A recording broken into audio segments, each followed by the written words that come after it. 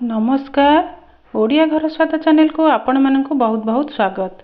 आज आम प्रस्तुत करवा पणस कठा आलू भजा।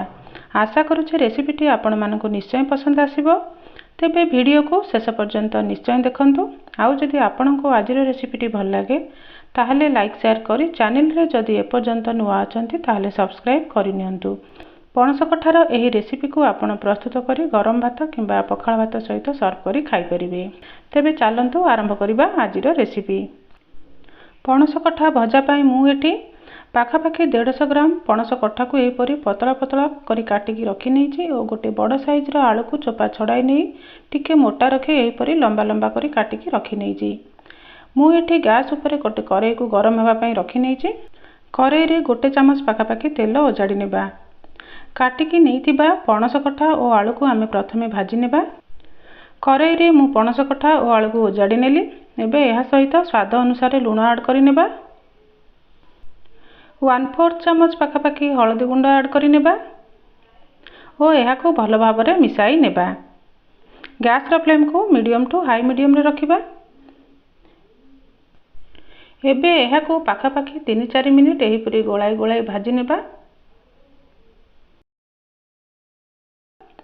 पाखापाखि 3-4 मिनिट भाजिबा परे एहा सहित मु स्वाद अनुसार लंका गुंड ऐड करि नेउछि और गोटे बड़ चामच अदा रसुण पेस्ट ऐड करि नेली। एहा को भल भाबरे मिसाई नेबा। एबे एहा सहित 1/4 ग्लास पाखापाखि पानी ऐड करि नेबा और एहा को लीड कवर करि नै सिजिबा पई पाखापाखि 4 रु 5 मिनिट छाडी देबा। मझिरे मझिरे एहार लीड को खोली नै गोळाई नेउथिबा। गैस रो फ्लेम को मीडियम टू हाई मीडियम रे रखिबा। पाखापाखि 5 मिनिट एहा को सिझाइबा परे आपण माने देखि पारुथिबे पणस कठा और आलू भल भाबरे सिझी आसिलानी। पाखापाखि 80% सिझिबा पर्यंत आमे एहा को कुक करिबा। वर्तमान एहा को आमे कड़ाई रु बाहर करि नेबा। वर्तमान पुनर्बार मु कड़ाई को गरम हेबा पई गैस ऊपर रखि नैछि और 2 बड़ चामच पाखापाखि तेल ओजाड़ी नेली। एबे एहा सहित गोटे सुखिला लंका ऐड करि नेबा।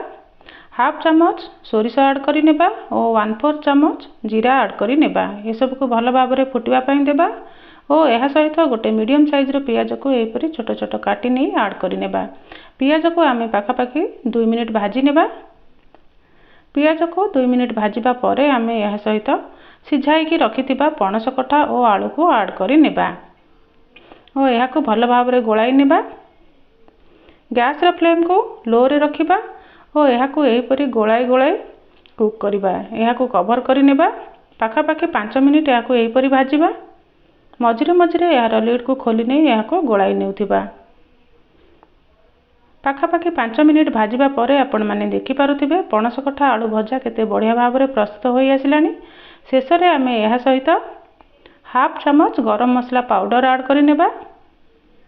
भल भाबरे मिसाई नेबा और एहा को आउ 1 रु 2 मिनिट लो हीट रे भाजी नेबा। 2 मिनिट भाजिबा परे आमे गैस रो फ्लेम को ऑफ करि नेबा।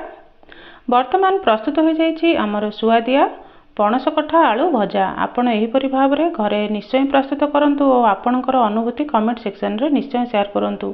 रेसिपी भल लागिथिले गोटे गोटे लाइक देबा को जमारू भी भूलंतु नहीं। चैनल रे नुआ थिले निश्चय सब्सक्राइब करि नियंतु। पुणी थरे देखा हबो आउ एक नुआ रेसिपी सहित। से पर्यंत bye bye. Thanks for watching. जय जगन्नाथ।